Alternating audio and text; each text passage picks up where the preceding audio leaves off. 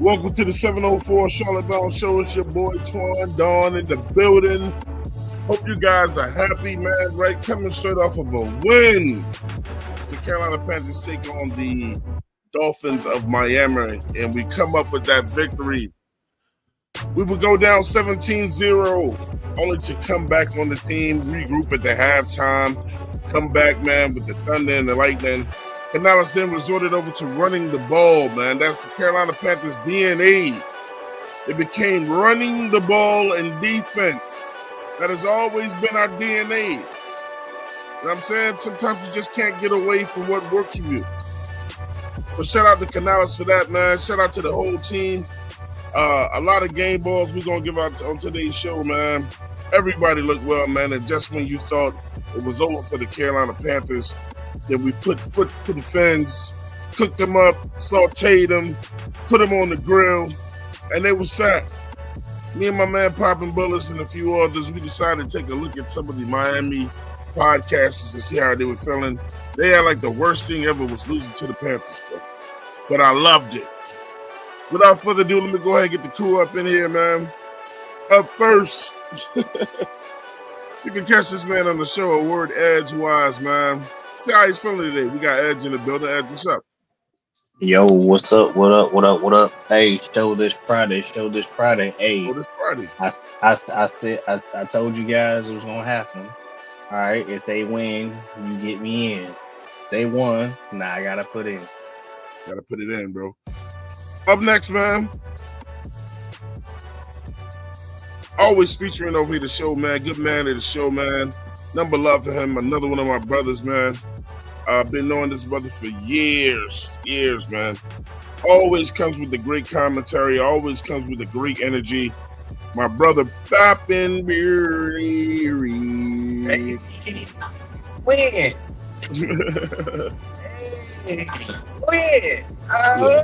Let's go. Win. Fuck everything else. Win. That's it. We only got two on, but it's a win though, baby. I'll take it. Last but not least, man, first lady of the show.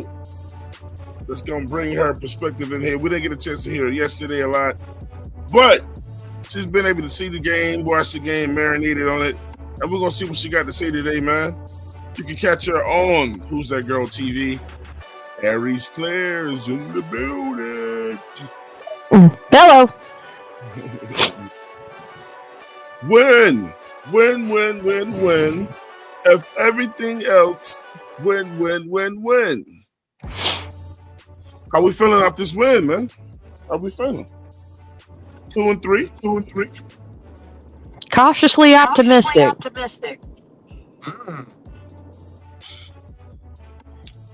You already know my vibe on it, so I ain't gonna say it. Yeah, he gonna say do it again. You know what? I'm a back Edge up on that. Do it again, Carolina. Yeah. Do it again. Yeah. I guess cautiously optimistic is the same way as saying do it again, but Yeah. Last but not least, man, we got my man in the building. Y'all know him. Y'all call him the Prowling Veteran. We call him Ben. He's in the building. Nick, what's up, bro? What's good, man? You know, I came in here to show my face, even though I got to do some schoolwork. Oh, Nick, I got to give you a compliment. So don't What's leave up? before I give you a compliment. But I don't want to mess up to our intro. I wait till he do the intro. I'm done. Okay. I got to give, because Nick was the only person that said this. And Nick, it looks like it's absolutely true. Can you please give us the stat after a running back runs how many and does what? What usually happens? After a running back, it's after a running back has 400 touches. Somebody got an echo. it's popping. That's probably me. Pop, go out and come back in, brother. Go ahead, Nick. Yeah, so it's after a running back has 400 touches in a single season or close to it. Usually the next season, they get hurt. I'm assuming this is in reference to Chuba. I'm assuming that's what he was trying to get. That's what he was Oh, trying to get at. off the top of my head, I do not know how many touches he got last year. So It was like 300. It was like 350. yeah, that's high. I mean, that's up there. Yeah, I mean, and that's people don't realize, man, that every time a running back touches the ball, he get hit. Oh yeah, there's no. It ain't I mean, no- unless he goes clear for a touchdown and never gets touched, which I mean, count your blessings. But Yeah, it don't got nothing to do with the or runs because out if of you bounds. actually look at it, the year that King Henry had 400 touches, the very next year was the year he broke his foot. Ooh, The very yikes! So it ain't like it's the size of the running back or nothing like that. It just happens. It's overuse when you make a person who gets hit every single time they touch the ball the singular focus of your offense. That's just what happens. It's the nature of the beast. You can look at it. You can look at it with CMC. Every time he had crazy numbers, the very next year he's hurt. Well, I mean, look, man. I mean, we could say that. I mean, but Rico Dowdle ran 4,000 last year, and he ain't got hurt so far this year. Yeah, but he didn't have 300 carries. He didn't have I think he had 300, maybe 300 carries total. You know that. What do you guys say to some people saying that Chuba just got tired of Bryce? And he was just like, I ain't even in a rush to get back. Man, I mean, I just kind of feel like we damned if we do. If we win, the team they still gonna find something to pick at. So now Chuba is something expendable or something like that. That's the nature of us. I mean, that's something I talked about yesterday with Pop. I said, some Panthers fans, not all of us, just some. You know, we can't put the bad behavior on some fans on all of us. Like, I can't believe how many people I saw, man. Well, I guess that's it for Chuba. You can sit him down for the rest of the year. I mean, I'm like, what? Dude, but this is the thing about it. If they had both been out here, they would have both gashed that defense like that. I mean, I don't believe that. I don't believe they would have gave Chuba the bulk of the carries if he was there, and I don't believe Rico would have got the bulk of the carries. I think it would have been a split. You might have seen two running backs. And then what anybody would do is like, whoever's the hotter running back, I'm gonna feed him more. That's just what makes sense. But look, let me go ahead and get into the chat because we're gonna get into that, man, and that move. You know what I'm saying? Let's shout out my man Navash is in the building. He said the funny thing is our franchise history, the Panthers' identity traditionally has been defense and the run game. Mm-hmm. Title of the show today, man, is Running and Defense, the Panthers' DNA. But maybe it's just, he said also, maybe it's just talking Canales this new stuff a while to realize, taking this stuff a while to realize that Steve Wilkes already knew it before he left. I really hope that they use this game as an example of what to do to win games in the future, minus Bryce's early turnovers, of course. Yeah. Shout out to my man Manti Lomax. He said, yo, shout out to Manti Lomax in the building. We got SC Panthers boy, Sub 704. Shout out to you, brother. We got D Money in the building. He said, hey, family. We got Elizabeth Lassiter in the building. What's good, fam? Get back to the heart and soul of the Panthers defense and two running backs game. And they build up the defense more in the offseason. Exactly.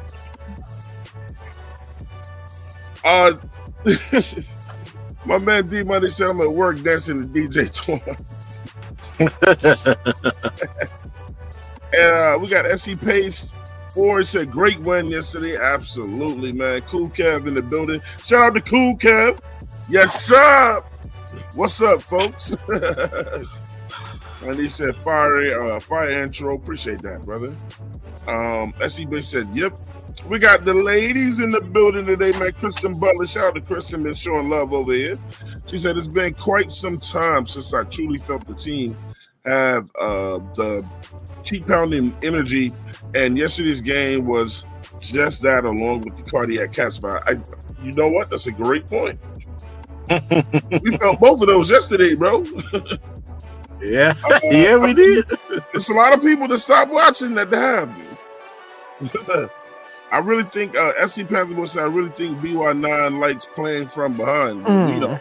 We don't. I don't know. I don't know about No, that. I don't know Ken about 88. that. Let's not make that no habit.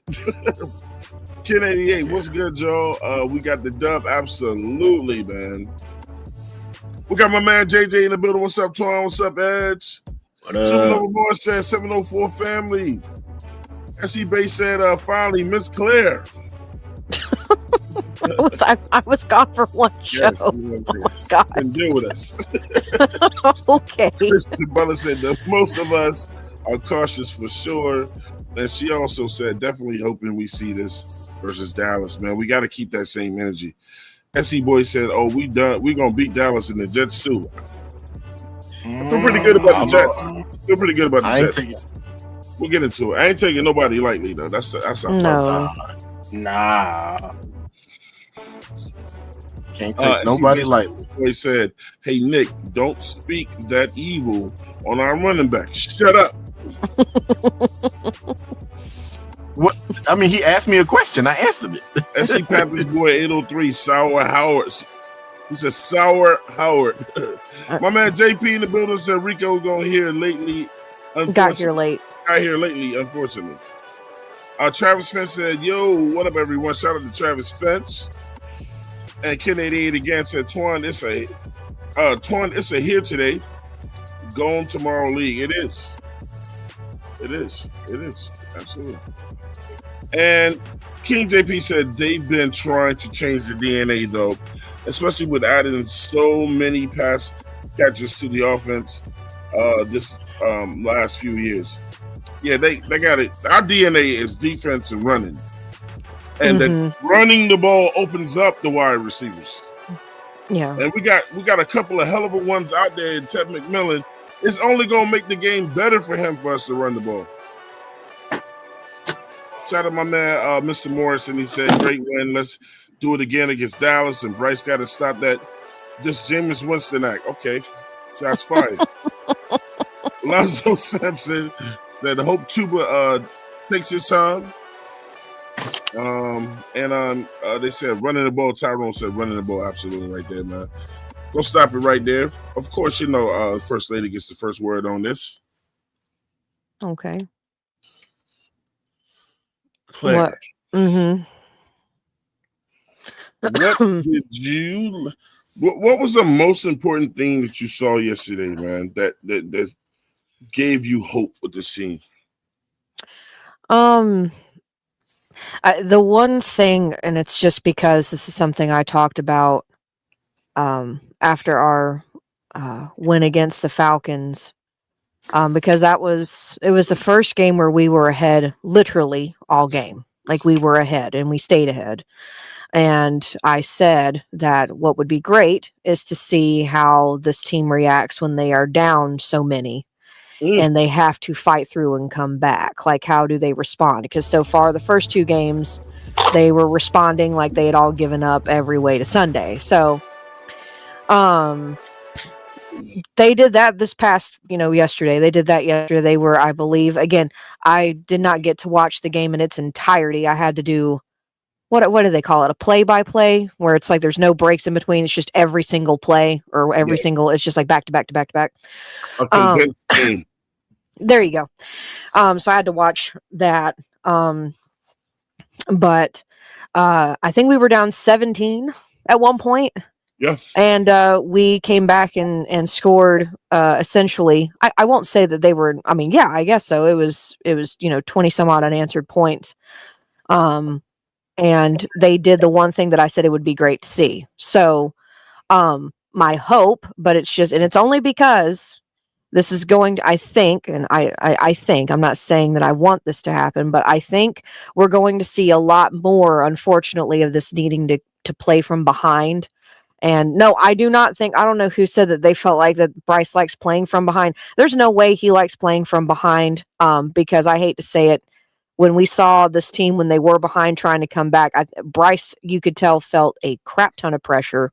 And so did a lot of other people on that offense. And that's when you started getting a lot of forced turnovers and things of that nature. So no, I don't think he likes playing from behind. I think he likes, I think like most quarterbacks, I would assume they like being able to have it be as smooth sailing as possible.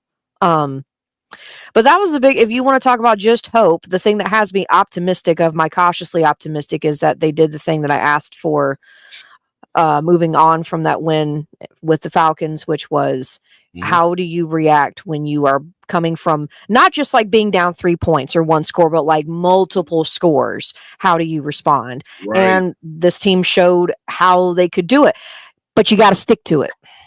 Right. You know the formula now, so you got to stick to it.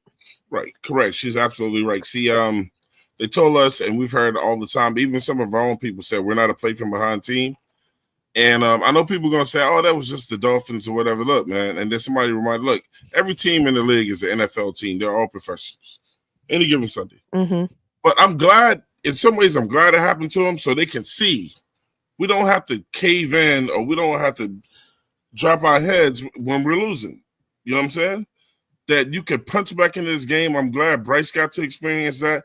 So maybe that gives him some confidence to know that all is not lost. You know what I'm saying?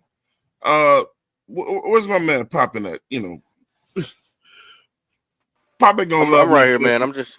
Guess what? I'm trying to make sure I don't sound too crazy because No, I'm on the road. Everything's good now. Everything's good now. Everything's good now. Listen, y'all ready for a shocker? Okay. My player of the game was not a player at all, bro. Although, if you're gonna say the player, it's Dowdle. But the person that impressed me most in this game was Dave Canales. Oh God! What in the world? Dave Canales. I mean, that's fair based off of what I watched. Yeah. You know, that condensed play-by-play, I could see why. I'm gonna tell you why. Proud of you, Swan. That's called growth, Swan. That's called growth. And I told Pop it's growth. I said, listen, that man, between what he said after the game in the press conference and what he did on the field, he said, you know what? I could cave right now, but what we've been always asking him, don't abandon the run. And he did it. And he didn't. And we said, you know, like, look, if Rice is out there, let him take what they give him. And he did. Shout out to Evero, too. Had that defense balling over there, bro. You know what I'm saying? I mean, we held them to how many yards rushing? 17? I thought it was 16, 19, something like that. 19. It was 19. Same, 19 yeah, same thing. Yeah. Ain't nothing but a 19 fish plate. You know what I mean? $19 fish plate. a dolphin fish plate. Oh, that's horrible. Hold on. Hey, that was I'm proud of you, Twan. I knew you was gonna like his press conference when he said he messed up. Look, hey, don't get into it. It's this game. But what I said was, what I told Pop, man, while I was watching, I said, man, that's growth. That's growth. Look, man, if you're gonna go after somebody and like tell them to be better, then the minute they get better and they do better, man, you should also applaud them as well, just as loudly as you was getting on them. I love that he came to that podium, Nick, and he did come up there smiling and all this shit. He came up there all serious. He was not smiling about this win. I saw more growth with this head coach, man. You know what I'm saying? Like, that's what we're supposed to do. We ain't supposed to be in those situations. You know what I'm saying? But the resiliency, man, for him to come up there, take the questions head on, and just he wasn't, goofy with the shit. And it was just, I'm not gonna come up here smiling like, you know what I'm saying, like 2 and 3 is everything. It's almost like, look, I wanted more. He looked even more hungry. And then he said in that interview, Nick, he's like, I got to be better twice for the players to be better. I was shocked. And when it was over, I said, Pop, I gotta give it to him, Pop. I said, man, look, man, that's growth. Can I use a clear word? Good. Can I use a clear word? Persistent. Just like purgatory. Persistent is what I saw I was from my looking Persistent. at that coaching. one. Persistent. Yeah. Hey, we're gonna get the Y'all are horrible. purr category going. We're gonna get a whole bunch of purr titles. But listen, man, y'all guys that know today is our first subscribers only show ever, man. And it's time that we start giving back to the fans of the show. And we will be having some members only shows in the near future, like some Q&As, some shows where like a Nick show or a Claire show or an Ed show where you'll get to be first dibs on those shows. And then we'll play it live later on at a later date where everyone will get to see it, but you get first access to it. All kinds of different things I'm coming up with some new little icons and badges that you can use in the chat. But today is our first subscribers only. If you are not able to comment in the chat, then it means you're not subscribed to the channel. All you gotta do is click the subscribe button, and then you'll be able to chat immediately. Also, guys, please go ahead and hit that like button right now, man. I know you ain't hit it. I know you didn't hit it. I know you didn't hit it. Look at it right now. Look at the button. Tell me if you hit it. Somebody in the crowd, tell me if you hit it before you came, man. I know you didn't hit it. Go ahead and hit that like button right now, man. We hit the like button, put the L in the chat. Hit the L in the chat. At least Alonzo Sampson was honest. He said, laugh that out. My bad. Guys, y'all don't understand. When y'all don't hit the like button, YouTube says, man, ain't nobody interested in y'all show because they're not hitting the like button. It could be 1,000 people in the chat. They're gonna be like, if they don't hit the like button, it don't mean nothing. That's why you hear every podcaster saying, please hit that like button. It goes right into the algorithm, and then they report our shows to other people in other places. And that's that. But what a game yesterday. I guess we'll talk about the obvious right now. We'll start with Nick. Nick. Hold on. That's a no. That's a no. Let's start off with this guy right here. Jesus. The elephant in the room.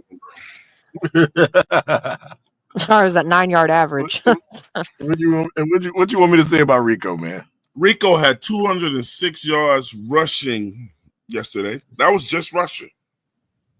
Hey, I'm gonna tell you, Almost something a that first down average. His longest run was 53 yards, man.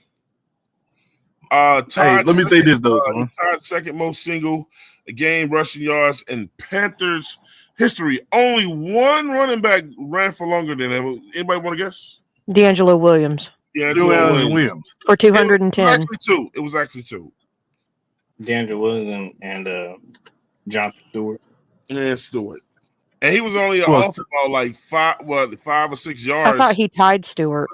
He tied Stewart. Stewart. Yeah, D'Angelo has, I think, 209 or 210. 210. It was 210, I believe it is. I could be wrong. You know what I'm saying? I don't want to sell him short. D'Angelo made a video telling him congratulations on tying him. Okay. Was second most. I mean, not D'Angelo. I would like to see that. Jay Stu. Yeah. Jonathan Stewart. If it would have been D'Angelo, I'd have got a little more excited. So this question is for Nick. He was only 5 yards off of that. Yeah. Nick, Off of beating how can this offense look, man?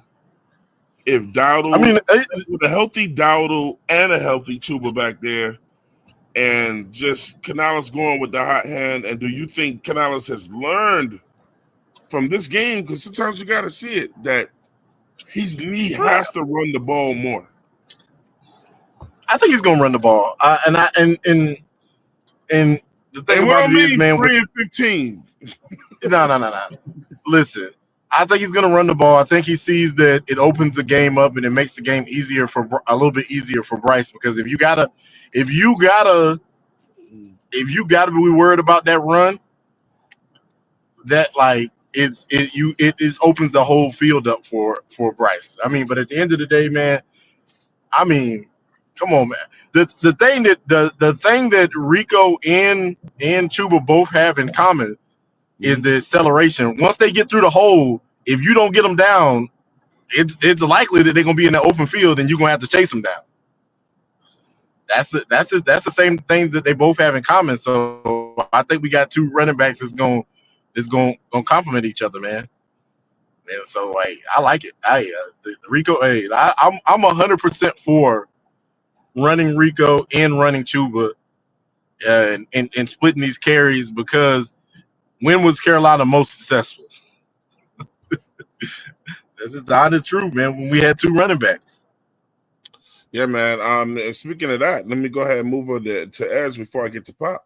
Edge, could we be dealing with another smash and dash on our hands, bro? Yep. Yep, 100%.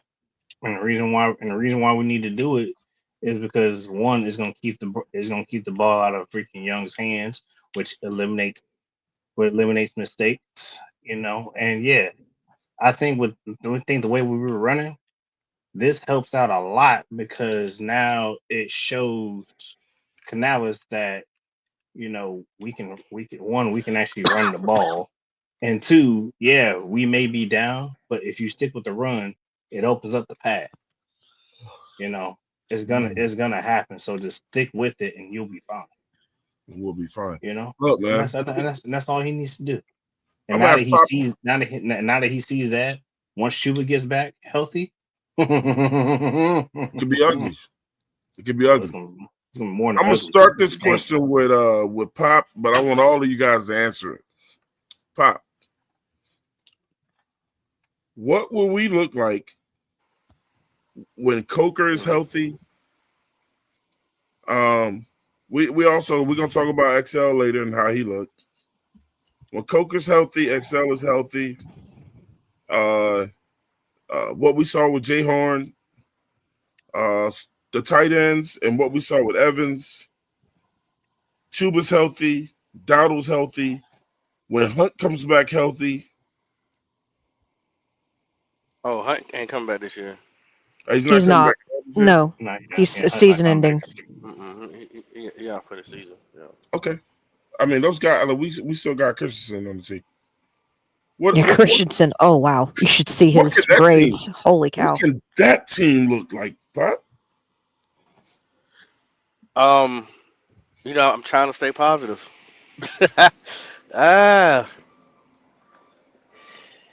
With a two running back system and all this talent, this talent that hasn't been unlocked yet, we could be dangerous. I mean, this is a young team that needs time, um, and they need to be unlocked. There's players that need to be seen. Coker, he's on a 1-year deal. 1 year. I'm pretty sure Bryson Tremaine, you're probably not going to see the field much more. Pretty sure. I'm like 90% sure on that because Coker ain't about to lay down. I'm sorry, he just not. You know what I mean? He wants to get a contract. You got a timetable on him? On who? He probably be back. Okay. He's on right now. He's in his 21-day window right now.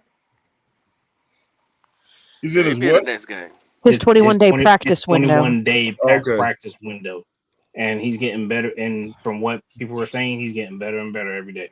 So it'll be, I guess, I don't know if, I guess it's just like coach's discretion and trainer's discretion on if he's going to be available for a game. But he has to be good for 21 straight days without any fallback.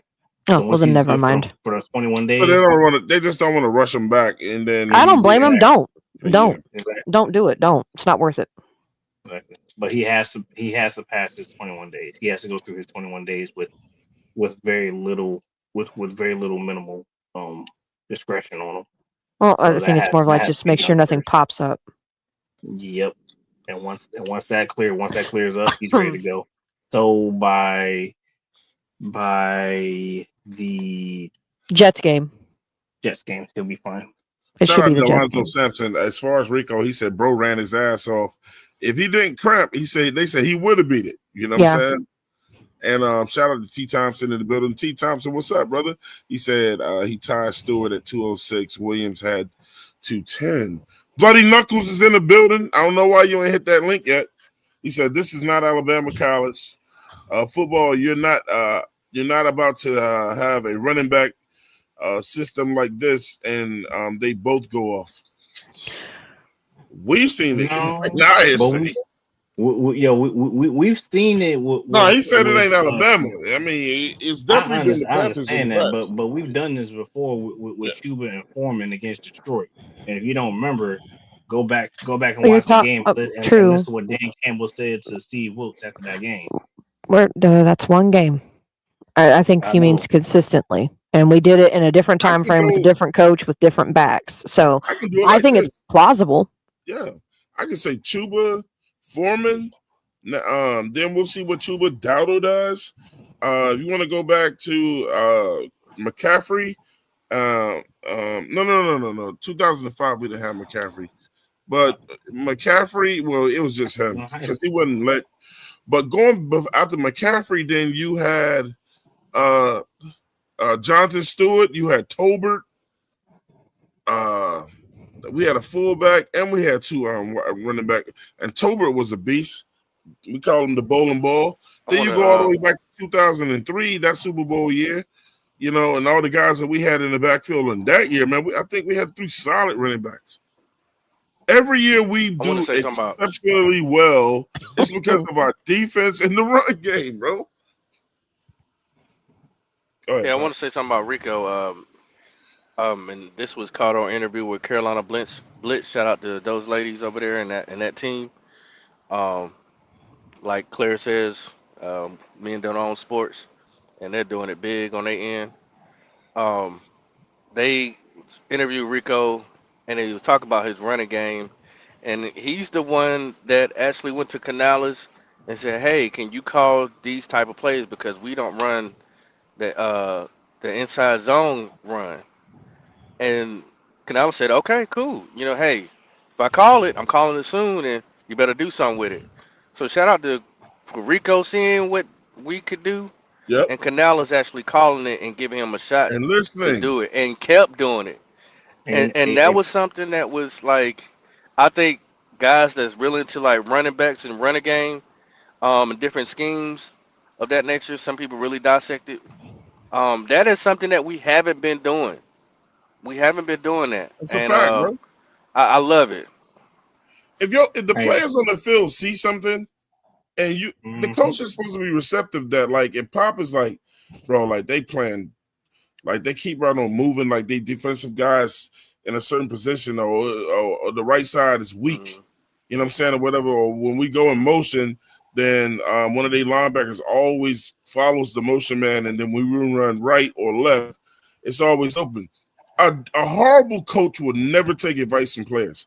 A smart coach would go, he's out there, he could see it. Canales said that he Canales went for to the listening to the O-line. players. Canales said he even asked the O-line to give him 8 plays that they love to run. 8 plays that they love to run. I'm like, man, Canales, man, that's what I'm talking about, That's bro. what you're Like, I supposed think to do. he's listening to his players. So yeah, I mean, shout out to the players putting the effort, seeing what's going on, and then going out there and doing it. And Canales putting, faith in the players and calling it, and actually letting them be, prosper. Let's keep on with the Canales thing, and let's man, look, bro. You want to know what that's also called? That's also called film studying. So somebody's been in the film room. Yeah, this shit right here gave me chills. This shit right here gave me chills yesterday when I watched this. I saw it last night. This was lit. Check it out. We made it a little harder than it needed to be, okay? But that's all right. We don't care. We just get it done. Yeah! Let's go. That's who you are. Okay, now, we got some guys on here. Okay? 17 or 26, 164 rating, 2 TD. We got a couple sacks. A-Sean got a sack. DB got a sack. Right. Pat Jones finished with a beat. Right. And now we had some rookies help us today. Jimmy Horn, 2 for 21, a clutch. Right. Mitch Evans found the end zone again. Right. T-Mac 6 for 73. Is he Trevor back there? And Trevor Etienne had 4 rushes for 22. 17-point deficit, okay? 17-point deficit, tied for the largest Still comeback in focused. team history. 2018, that's you guys right there on the finish. Okay. Now I saved the best. I saved the best for last. Yes, sir. Yeah. What is it? 23 carries. Yeah. 23 carries for 206. Right.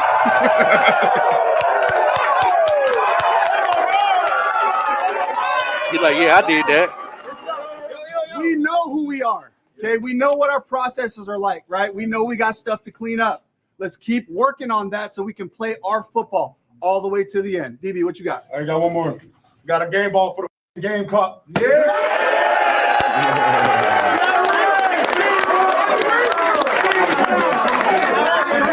Guys, keep building. Take the lessons to heart. Let's keep moving our football forward. This is a beautiful win, guys. A beautiful win. And it all happened right here. Staying together regardless of what happened. I love you guys. I'm proud of this group right here. Hey, great win, y'all. Way to keep fighting, man. Started out slow, but we grinded out. That's what we've been doing. That's what we got. Back to work next week, man. We know what we got coming up. Let's do it. Family on 3. 1, 2, 3. And if you don't know who they got to play next, that's his old. That's his old team. And yeah, he gonna be looking to go really hard at his old team. With the Dallas Cowboys. But only thing that he said I disagree with when Canales said we know who we are. I don't think the team still knows who they are. I think they're still learning about themselves. It was a good thing to say in the moment, but until you start reaching that potential, you still don't know who you are yet. You know? Until it's all put together. Like I like everything has not been put together for the Carolina Panthers yet. They're still putting pieces together. So we still don't know who we are yet, but that's a good win. Mm-hmm. He said a real ass quote though. He said, "Take the lessons you learn to heart." I said, "That's dope. That's a hell of a line right there. Like that's something you keep with you, and you pass it along to, you know, the next generation or a nephew or a niece or a cousin, whoever, family or somebody you just, you know what I'm saying, that's underneath you. That's a great line to like jot down and pass it along."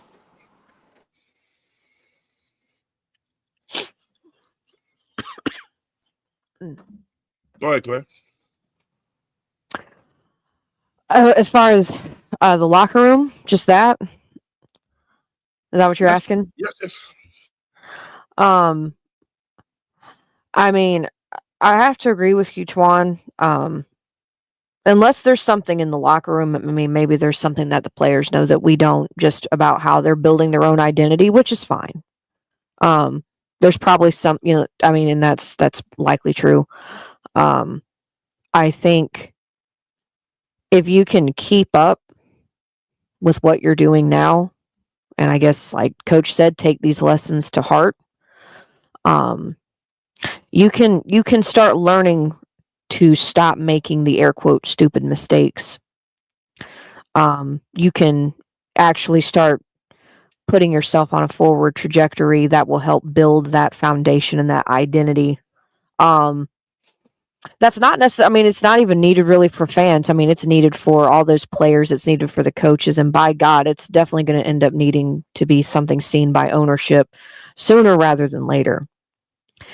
And as far as who they chose to give the game ball to, quite frankly, I don't know who else you could give it to. Rico Dowdle, somebody said earlier, he ran his ass off. He absolutely ran his ass off. I think what the split the tackles. I think one of the most I think one of the most ballsy things that was mentioned yesterday after the game was Rico admitted that he had a 180-yard goal for himself, just himself, against the Dolphins. And he did more than surpass it. He said, because he knew he would be starting at this point in place of Chuba, he had a 180-yard goal set for just himself. And he more than surpassed it.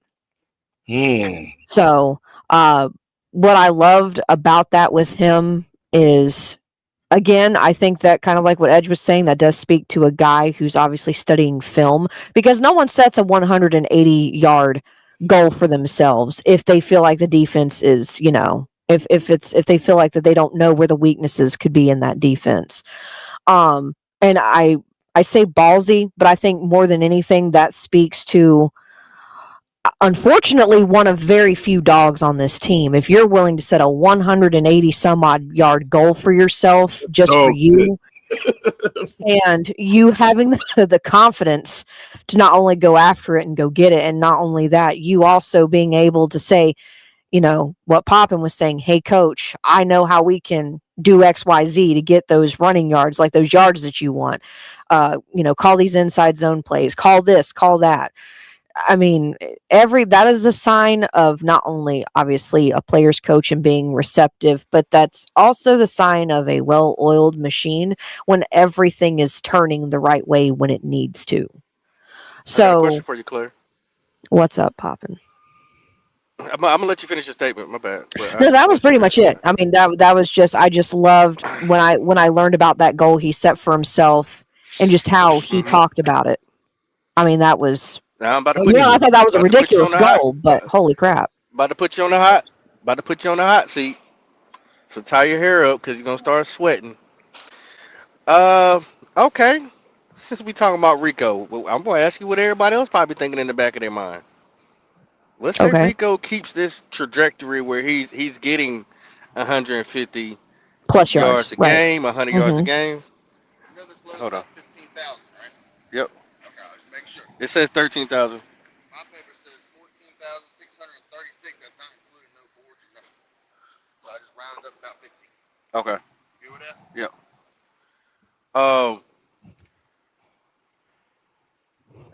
Are you paying him? Nope.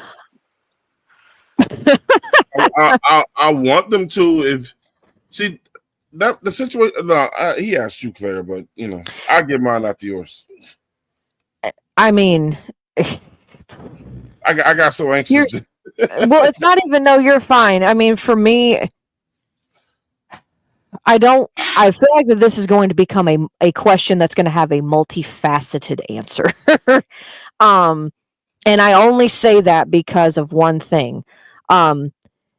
With where this team is at right now, does it make any logical sense to pay another running back?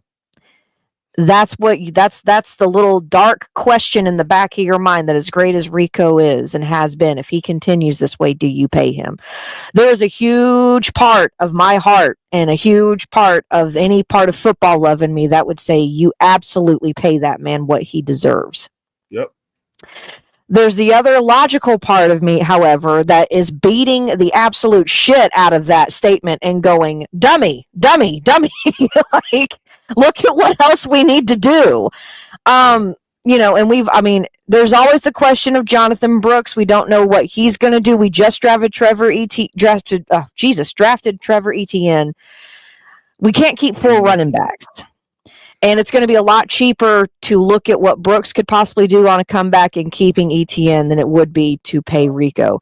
It's a very hard it's a very hard thing to say that I would not pay Rico. I think Brooks will be the odd man out. Well, and he could be, but it's cheaper, which is unfortunate. And that's where I say it's multifaceted, because I could easily say, if you are fine with moving on from Brooks and having just the 3 running backs and that's it, then you could honestly pay Rico. But the question is how much is Rico going to want? What is his value going to be set at, especially if he continues on this path? Are we in that position to make that kind of a move? I don't see him wanting too much because of what he's getting paid now. I mean, nobody's going to flip the bank on the running back spot. Unless you've been doing it for years. You got to be on some Saquon CMC shit to be getting way up there. But do you back with the Ravens? Go ahead, Claire. But the question again, it's also one of those things. Right Chuba gets if you add all of his incentives together, he makes about $8 million a year. I think it's like $8 million a year. If you add all of his, or So what? what Not if he all of gets? his incentives. It's like it's $8 million. I So just know it's 8 Chuba, something a year. So can I explain? Chuba right now But is at so It's Chuba 8 right something. now.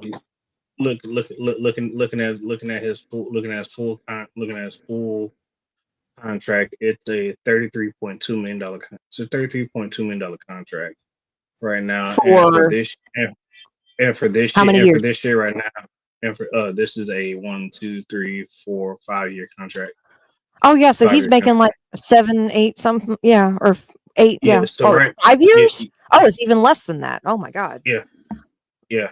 Yeah. It's that right there right now, and right now his cap hit right now for Cuba is 5.7, and if That's his average salary. and yeah, and that's that, and then next year, So if you add everything together, it's roughly 8. and then Either next year, way, or next the contract, question then becomes, do you pay him, knowing that there are other things? Because I hate to say it, and I know Twan has said it before. If it really comes down to it, that we need another running back, you can always draft or even use a UDF. I mean, you can always get another running back. so this is why I say this is why I'm saying keep Dowdle. This is only if he continues to run this way. Yeah, I was gonna say multifaceted answer here. So okay, so here's one of the part with me. So my thing is, if we're winning because of this, and for whatever reason they decide to go with Bryce another year before God his, help us. you know what I'm saying, or whatever. If Bryce is gonna be back there at quarterback, the way that you make him better at quarterback is what he did yesterday in the second half, removing the ball from his hands, man, and only having him throwing minimally.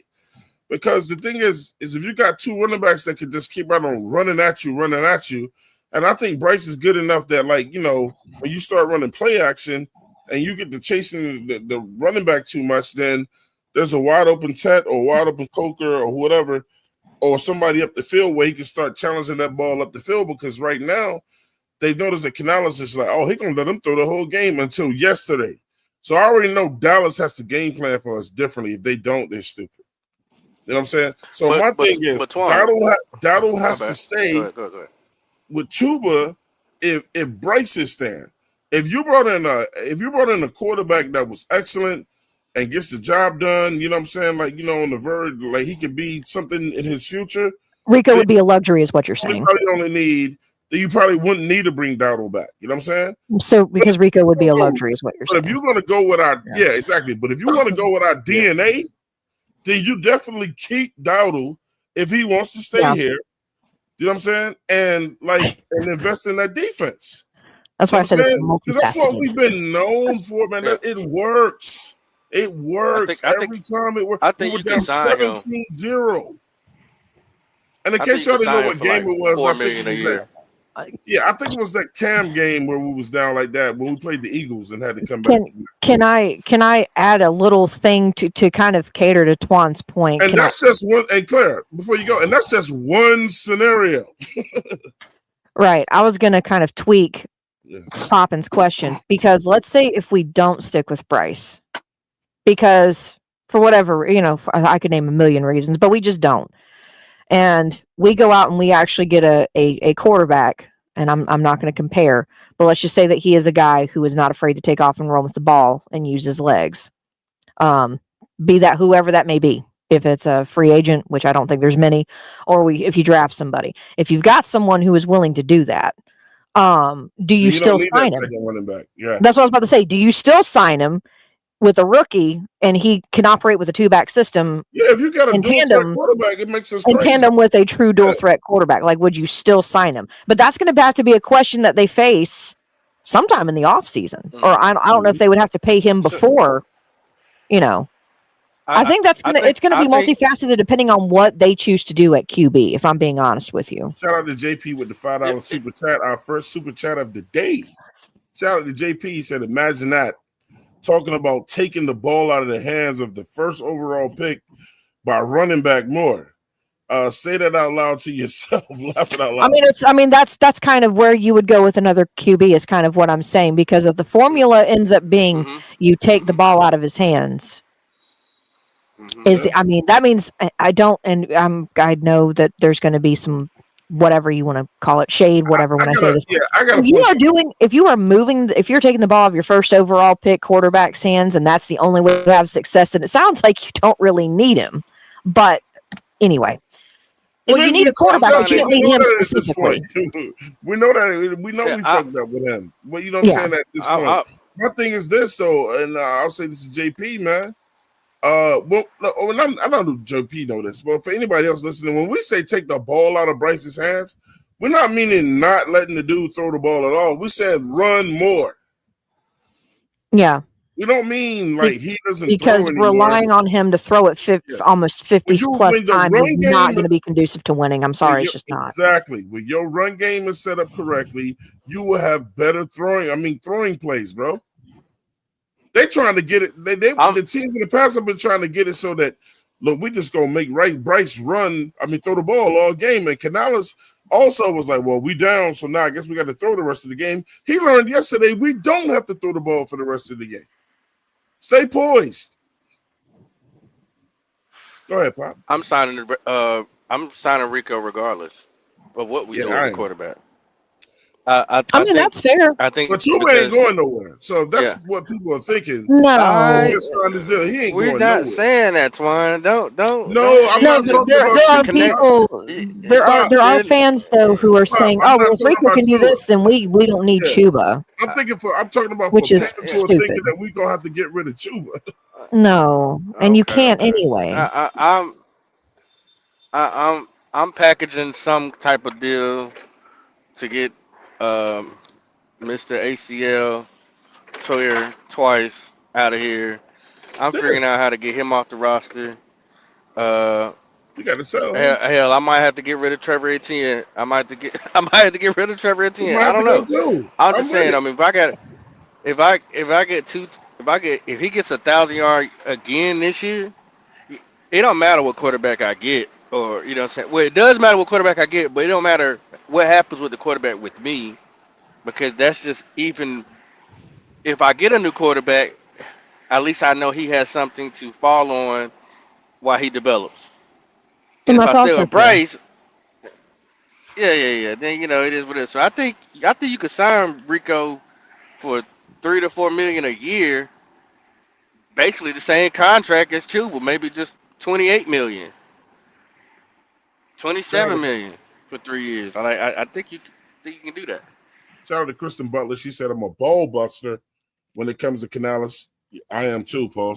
She said, but it's because I want him to develop as well. Yesterday's game made me finally cheer for him cheer him on because we need growth with the Panthers. Me as well, Kristen. Everybody know how I feel about Canales. But damn, man, when he did it, and we was all happy to see him do it. And then we gave it up to him. You know what I'm saying? And some people are like, man, you got to let these guys grow. But when you're telling a team that's been losing for 8 years, been in purgatory, our patience is thin. But I was happy. Yeah, and I was the look on their faces, bro. Young team. Yeah, the look on their faces was everything for me, man. They believe. They believe. That's the type of game you need, bro. Like, look, man, I'm down 17, and we came back and won because we didn't give up. JP said, "Popping." And I hear a lot of people saying, "Oh, it's just an Ice Bryce pick." Yes, sir. Blow it up. You see it? Because look, what he did out there at the beginning, boy, he was real spicy.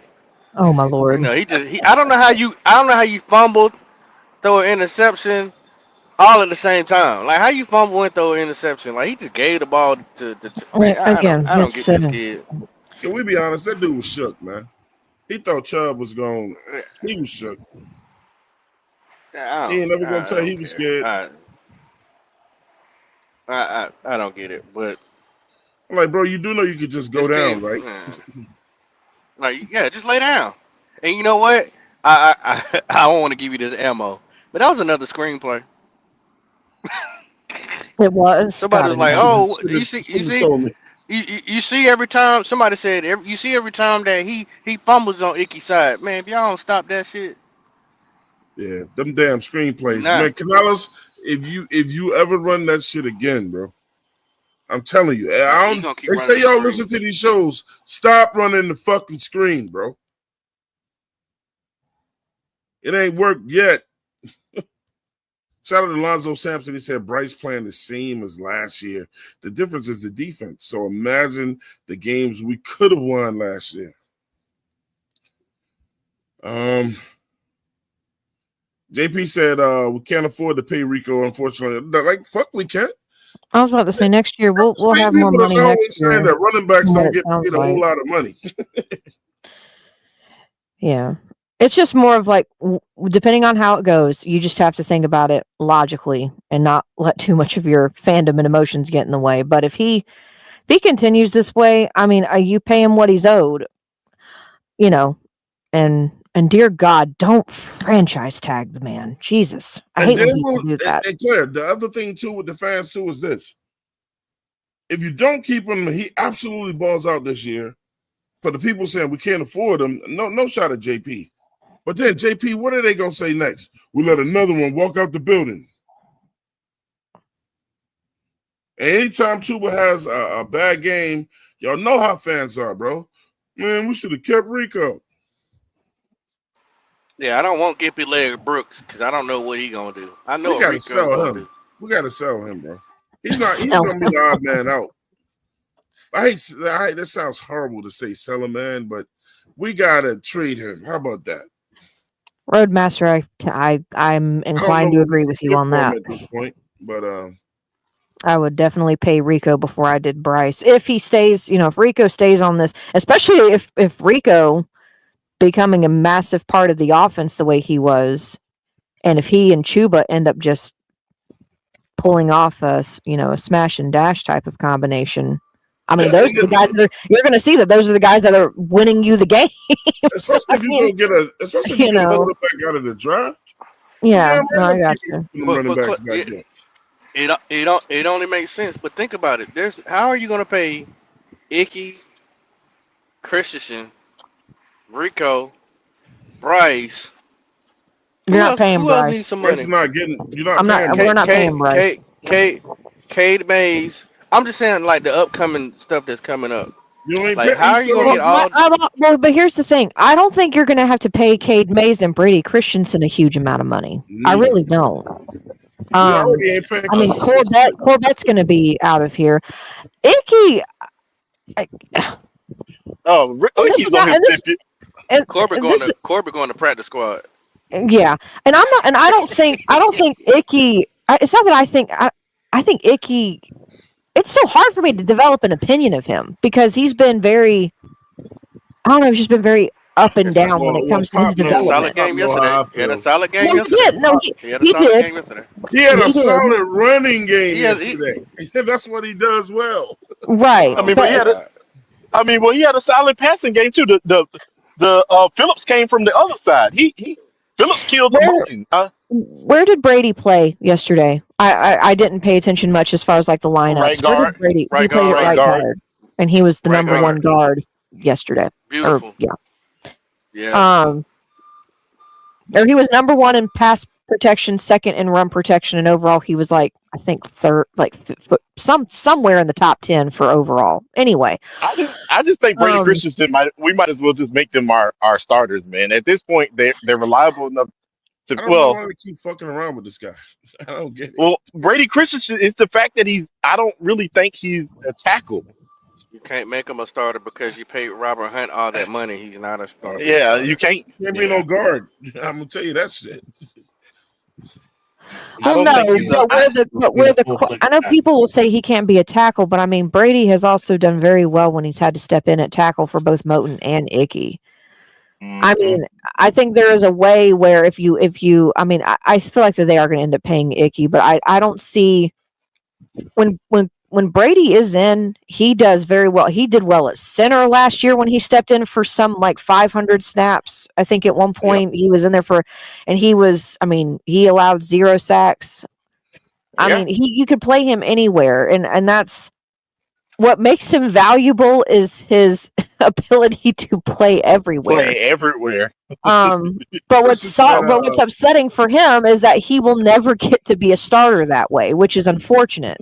And that could change. You never know. Maybe they decide not to pay Icky, and they just say, you know what, we just need to go in this direction Hey, with Brady. but it also Um, keeps him with a job, though. He's no, it expendable. does. It does. No, it does. But I mean, I just think moving forward, I don't know how you don't make Cade Mays your starter moving forward. He is still young enough, and you can keep him in there until you draft another one in a couple of years, and you don't have to go get one in free agency, and you just make Corbs your backup or whatever.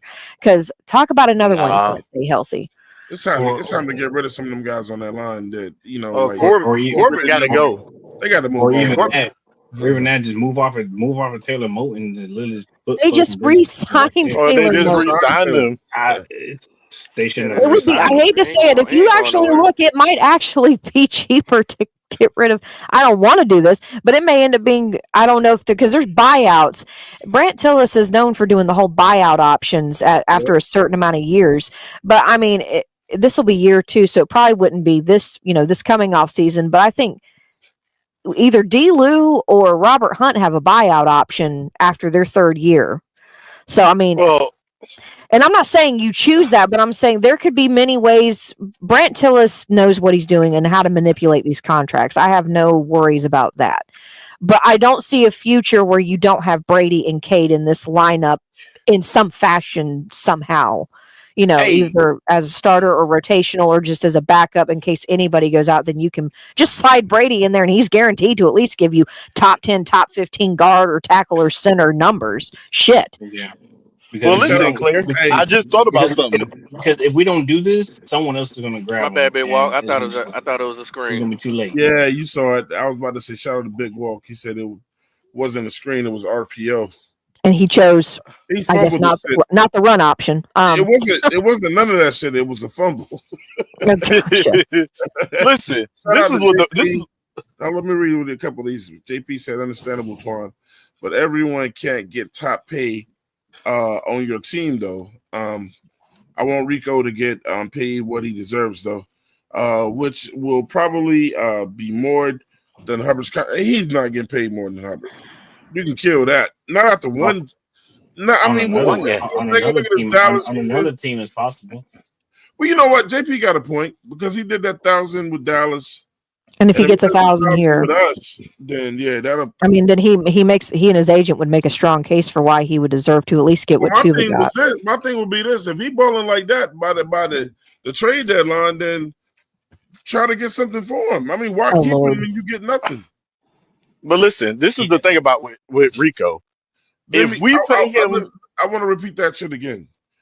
So would y'all be willing to move from him at the trade deadline and get something for him, opposed to waiting out the year that we don't win and then he goes for free? If it ain't a solidified middle linebacker, no. You're going to get a pick probably before you would. You get a pick. Yeah, but listen, you're not getting no more than a 4th round pick. Yeah, I was about to say, unless someone is just that desperate for a running back, like everybody is out, but they're down to their 3rd or 4th string, you're not going to get anything more than a day 3 pick. With injuries and a guy who's headed towards 1,000 yards that he had one the year before, you can get at least a 3rd. No, Twan, you ain't got no. You have no. There's no year after this. This would be a playoff rental. My guess, Nick, just like it's your guess, because you ain't an agent, is that he could probably go for a 3rd, depending on what the injuries look like on the team that's trying to go get him, especially a contender. Yeah. Well, JP made a good point, though. Contenders don't need all them damn picks. Their team are already stacked. He said if Hubbard gets put on IR, if he stays hurt for an extended period of time, you can't trade Rico. Yeah. Even if we're at the trade deadline and he's doing great, you can't. Man, Chuba will be back in 2 weeks? Well, no, but anything could happen, I think, is what JP is saying. Before the trade deadline, if Chuba gets put on IR for any reason, you don't trade him, which logical sense you don't. Yeah. Yeah. Hey, Big Walt, that wasn't an RPO, that was an FPO. Fumble pass option. Yeah. Hey, look, you know what made it bad? What made it worse, Pop? I would understand if your hands was the size of Kenny Pickett's, but he has 10-inch hands. That's crazy. Yes, he does. Yes, he does, Claire. Yay. Yes, he Where you does, get Okay. that from? Claire. I'm not going to ask how you know that, but okay. Yeah, how do you know that? It comes Well, they in do their measurements draft. on In their draft, which called they have all the measurements in there. He has 10-inch yeah, hands. yeah, their combine I'm profiles going to are listed. reopen his thing because I've got it saved somewhere. In the deep, dark depths of that draft class, dear God. The deep dark 'Cause depths. well, think about who that was. Dear Bryce Jesus. had Bryce hand size is officially 9 3/4 inches. I mean, so if you round it up, I guess you could make that Hey, argument. no, that quarter of an inch is a major difference. Yeah, it is. I mean, Swan. you know what? Let me That's keep that to myself. Let me shut up. I'm just saying Swan. that's the difference Listen, between yeah, a click that shit to your dribble cup, ball and Claire. a ball slipping out your hand. Listen, I was going to say, as men, Swan. you would know if that quarter of an inch makes a difference. I knew you was about to say something crazy. Sorry. You said balls, not schlongs. Sorry. Listen, Swan. They don't call your hands small until they're in the low 9s, high 8s. Because Kenny He's Pickett's is 8 something. he's in the 58th percentile, so that's not great. It's not bad, but it's He not ain't got no great. giant hands. And then for his size, Swan. They don't. But here's the thing: they don't. But he can't help They're being not little, Nick. measuring that per his size, though, Nick. They're measuring ordered that. for a They're damn measuring him against other category people that at don't his even exist. position. He is literally in red in every category except for his supposed 40 time that I never saw him run ever. What 40 time they got up there? Shout out to D Money. I guess he did it at his pro day, but they've got him running as a 4.53. Shout out to D Money, bro. Sound like Jerry Jones 10-inch hands. Oh my God. Nick with the bullshit ass stats. I mean, 50 it ain't percentile. I mean, that's okay. If you want, it's mid, whatever. I mean, this is what I'm saying, Twan. He has no excuse for just dropping the ball the way he did. That's what I'm saying. The excuse is that he was nervous. That he's about to get plowed. Listen, JP, I it's don't all believe open. that 40 time either, but anyway. Yeah, because he definitely does not look like no 4.5. There ain't no way. He can't get away. 4.5 coming at the wrong angle. You should be able to get away from him. I'm gonna be honest with you. After what Bryce did, man, and the way some of these other quarterbacks look, any quarterback that's saying, "Look, I'm not doing the combine or whatever," it's like, man, that we ain't consider your ass, man. Some of y'all hiding shit. Listen, but that's the media hype on these quarterbacks. It's no quarterback, no agent is going to let their quarterback do any of this combine stuff minus the health stuff. Not ones that you not minus the ones that you think they gonna get put. I mean, the ones that's gonna get picked in. This is what y'all don't understand though. The NFL is still a good old boys league, right? The players don't run shit. Okay, like, so if they implemented that you gotta be in that shit, you gonna be there. Well, they gotta make a room for that first, and you're not gonna just you're not gonna implement that. You ain't never seen them stop making rules. Like they done changed the rules. But the player association, with that type of rule, the player association got to agree. Yep. And when's the last time the player association actually agreed with something? First of all, the NFL Player Association is weak. Them motherfuckers, half the time they go along with their owners, man. Half the time they don't even show up for their own players, bro. Have y'all been reading the news on the NFLPA? They just had to get rid of a dude for always agreeing with the owners. They don't have the best representation over the last 8 years. I mean, well, but you know that they got new leadership right now. Hey, that don't mean he's gonna get in there and do the right thing. Exactly. Hey, you need a board of players, man. That some smart guys would. Maybe that's what they did in college. You need a board of players, man, that come up with them decisions, and maybe they have a leader that just like, this is what we want, and then that's what you're saying to them. But at the end of the day, if those owners are like, we ain't doing that shit, now what? There's nothing the players can do. Like I said, it's going to be sitting on the sideline. Ain't going to be no damn football. Every time there's been a lockout, the NFL has done it. They don't have a problem doing that shit. Yeah, I don't know. I don't know if they're gonna. But Swan, the type of money that they making nowadays, They didn't give a fuck then about the money they was losing. Man, I'm telling you, they are not going to let the players run. We done heard all the derogatory shit we heard about guys running the farm and whatever, you know what I'm saying? They are never going to let players have that type of power, bro.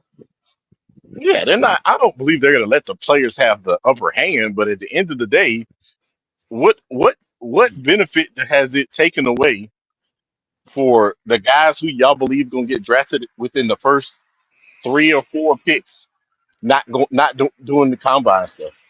If I'm a unless I'm glued to this dude's hip, if I'm an owner of an NFL team and you talking about I don't want to do this, I don't want to do all this shit or whatever, you know what I'm saying? I'm not gonna be interested in you. I feel like you're trying to hide some shit. How many people look? Hey, has it happened? Yes. But what's the probability, Claire? What's the percentage of people that get hurt at the combine? That's the first thing that comes out of their mouth. I don't want to get hurt. I think Well, I've only ever seen 2 who have ever been hurt. Somebody got hurt last year. I said not to say that it's never happened. I said, but how often? It's not often, but at the end of the day, Twan, you can get hurt stepping in your shower. But listen, Twan, it's not the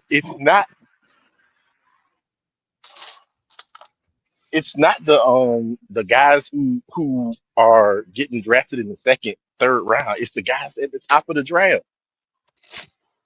And they're not doing it. They're not doing it because of getting hurt. They're doing it because their agent telling them they don't need to. Well, the agent has to be in communication with those owners then. Because the owners like, I didn't tell you that shit. You know what I'm saying? Some guys get passed by because of that. Yeah, a lot of those guys are. If you're out here getting hurt in combine, then damn, I'm glad I dodged you. Non-contact injuries? Listen, Swan. It's not an injury factor. They literally are telling them just go do the medical stuff. Ain't no wait for your pro day. So, Claire, this is what Claire, what I'm saying is this. If we could all go back in the time and and there was a poll taken that says, would you want to see Bryce perform in the combine? I think we all would have said yes. Yeah, I mean, I agree with you, Swan. I agree with you. But at the end, I think we would have said, what do you want to see him do? I want to see him throw the ball to the left, which he claims he can't do. I want to see him run that damn 40. Because when people say that he's little but he's slow, then we could have been like, oh, he ain't going to escape from shit. And if he's short back there and he can't see over the line, then at least he should be fast, right? I'm not going to show y'all how fast I am, bro. That'll get me kicked down to 13 or some shit. Oh, that's why. Only people you have to blame is the agents.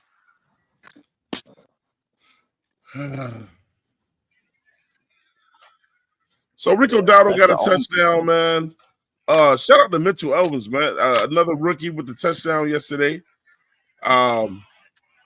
Man, bro, he's starting to show up. Hey, look, bro, I love it when the competition is out there. If them other 2 tight ends don't get their shit together, this dude right here appears like he want to play. I love the energy he got up with after he scored. I love some of these guys been on these other guys' necks. All right, let's talk about Xavier Excel, man. We've been giving this guy absolute hell. Absolute hell. You know, people was calling for him to get kicked off the team. That's y'all. People said it was a wasted pick. He's no way he was a first rounder. Nick, it ain't gonna change after no one game. Yeah, I mean they're not gonna change, but at the end of the day, Twan, Can that I was a finish? bad. Go ahead. Yeah. You called my name. People said, you know what I'm saying, that he was doing too much off the field shit, like with the videos and the Kentucky Derby, which I don't think has nothing to do with how you play on the field. But when you're not winning, people like to point back to shit like that or whatever. My question, Nick, and I'm going straight to Nick, how did him scoring that touchdown yesterday and catching the passes that he did, what do you think that did for his confidence? I mean, it probably shot it through the roof because at the end of the day, that was a bad throw. That was a bad throw. He should have thrown it over the top. He would have still. He wouldn't have had to contort his body to go get it. At the end of the day, that probably. I mean, I could be wrong. We talked about that yesterday too. I thought that was how he was trying to throw the ball, man. That's called a cross shoulder pass. Like when your defender, you got him in the corner and you either throw the ball left or right and you have to make the adjustment because the defender is behind you. And he never looked. So I don't know. I thought Bryce meant to throw it that way because he cut that way immediately. Yeah, well, he got it. At the end of the day, I thought it was a great catch, and I'm glad that he caught it. He caught it, and as soon as he caught it, he put it away, so that way he could take the impact of the ground. Right. He ain't give me no dollar bill, man, but you know. Listen, hey, and shout out to Tech coming across the field and being the first one to congratulate that man. Yeah, that's a teammate. Yeah, man. I mean, and the thing was, I think they built up. They kind of like, man, we here with you, bro. We knew you would get back, man. We knew you would get back. There, put some stats up at ESPN college workout stats. Yeah, I didn't see these until now. So that's Bryce Young's ESPN college workout stats, which is something that's separate from the combine. So there is, I guess this is where their other stuff comes from.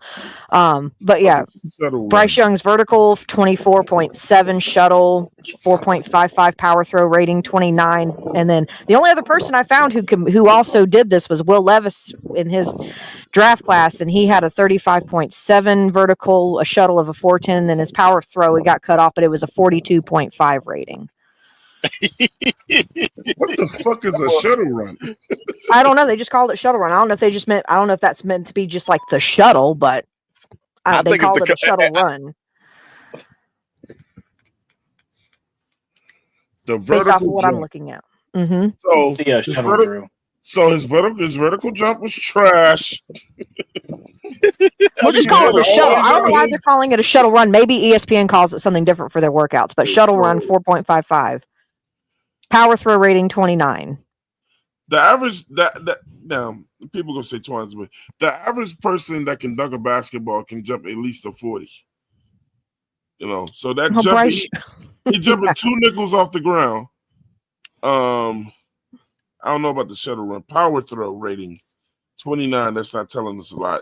Unless we see that is telling us a lot. That's telling you a lot. That I want to see he can't put that zip on the ball. I want to see who he's next to, though. I want to see what the other guys did. Look at Will Levis. Will Levis is right below you. So 35.7 shuttle of a 410, and Will Levis's power throw, it got cut off down at the bottom on another chat line, and it's a 42.50.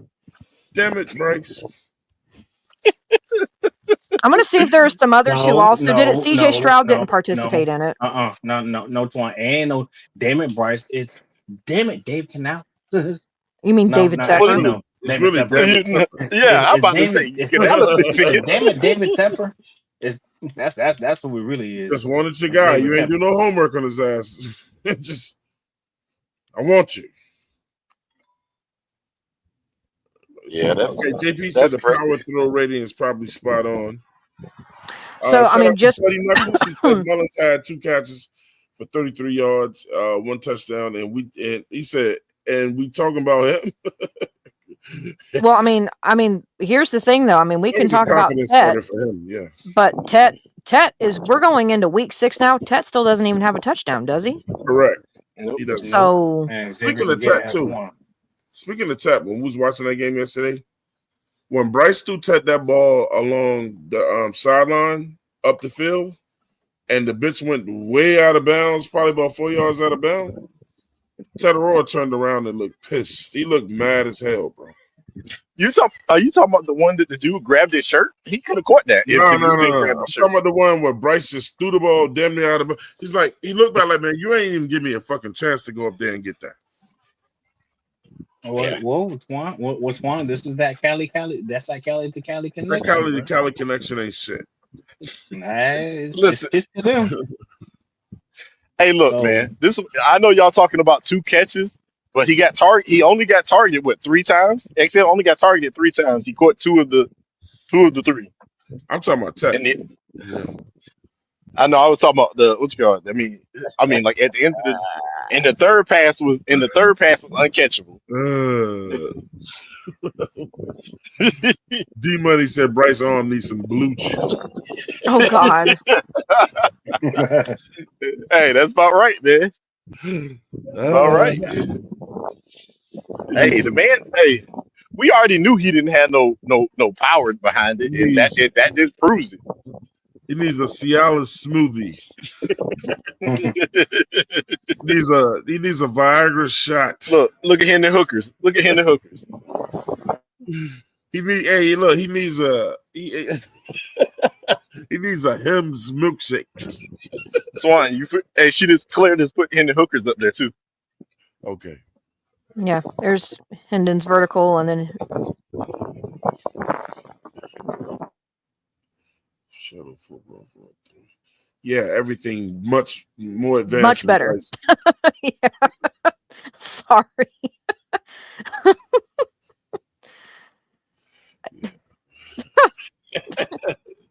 JP said Hims milkshake. Exactly. Listen, man. He needs a grocery store pill Sunday. Listen, Swan, that is exactly why you see when he throws the deep ball, pause. That's exactly why when he throws the deep ball, he has to put air underneath it. Because he can't get it there. He can't get it there any other way. that's because he got no arm So, power. yeah. I just said that, goddamn Edge. I know. I was agreeing with you, Nick. Yeah, but hey, I don't got no. I mean, at the end of the he said he needs that roast sparks. 15 minutes. Put some of that roast sparks in the Gatorade bottle. It's ready to go in 15 minutes.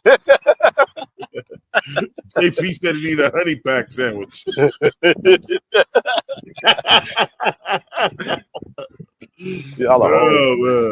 T. Thompson, Bryce's strength has always been his toughness and resilience, nothing else.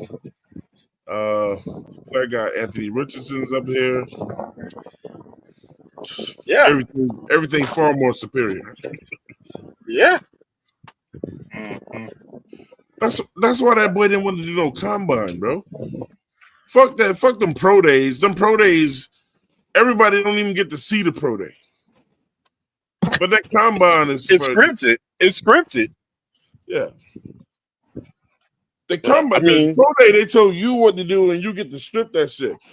Combine, you don't know what they're gonna tell you to do next. Yeah. And that's and you know what? And that's Twan. Yeah. That's why I agree with you that they should do it, but the reason that they're not doing it is because the agents is telling them we not about to let them choose the narrative. Yeah.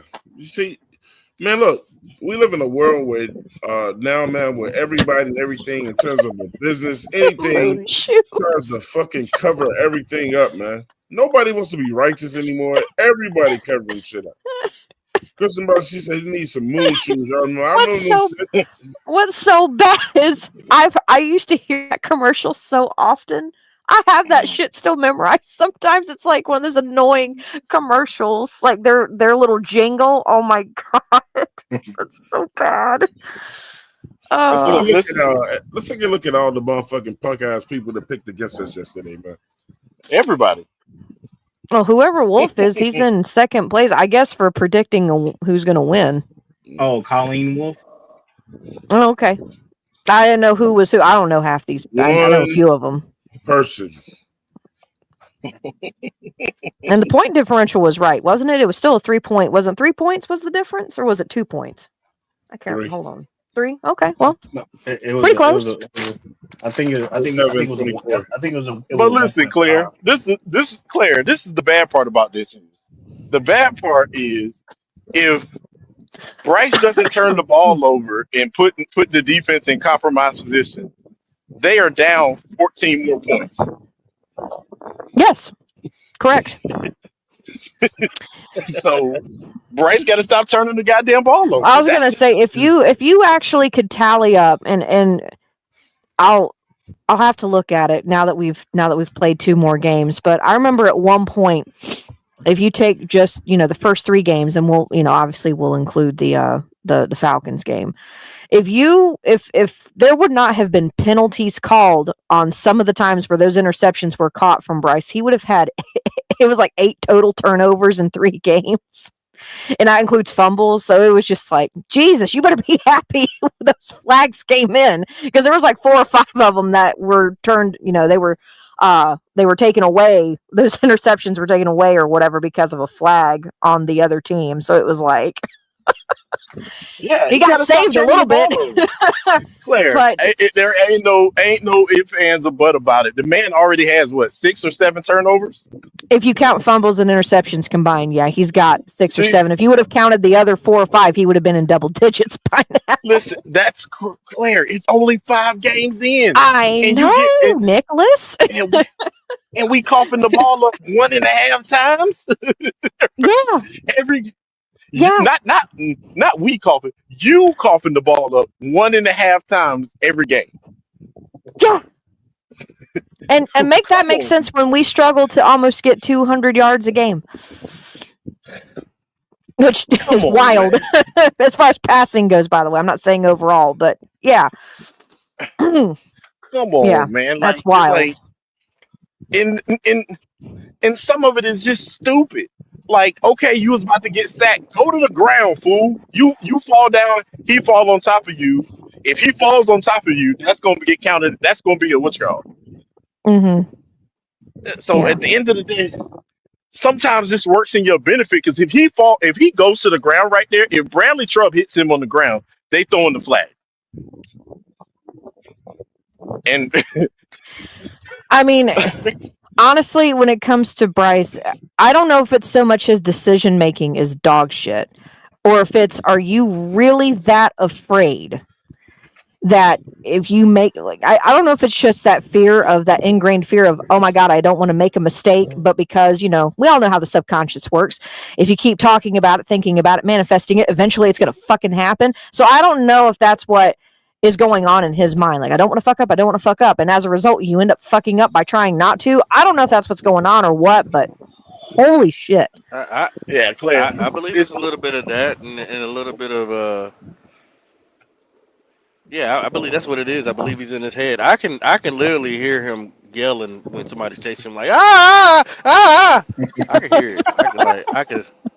I can hear it in my head. I can hear it. Yeah, he be screaming when they be on his ass. No. I feel like in his head it's also like, oh shit, no, fuck. I think it's like something out of a damn horror movie. Not super. Not super. Hey, y'all.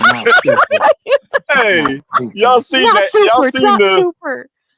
Y'all saw the commercial with freaking Myles Garrett when he told you that when he beat that lineman yelled, "Jordan, run!"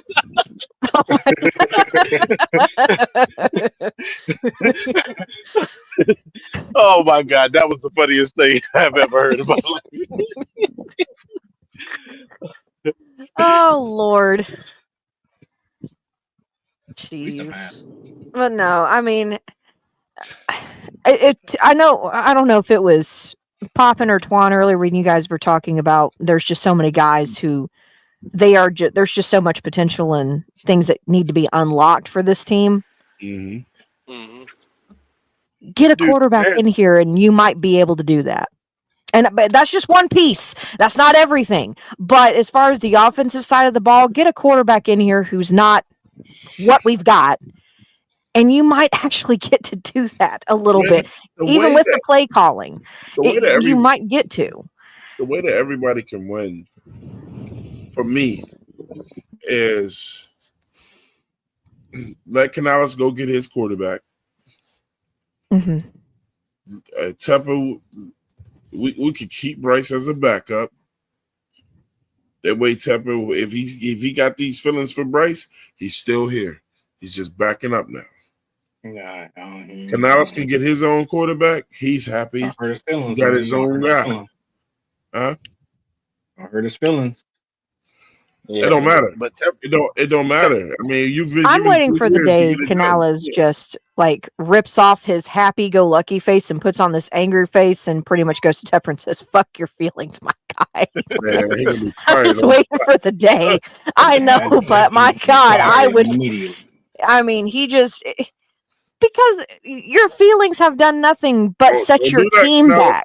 Don't do that shit. Don't do it. Don't. But at the same time, your feelings, Tepper, have set this team back. God, years over your feelings. Oh my God! It's not even money. Obviously, feelings is like I think that's almost trumping money at this point when it comes to some of this. But if y'all really still making money.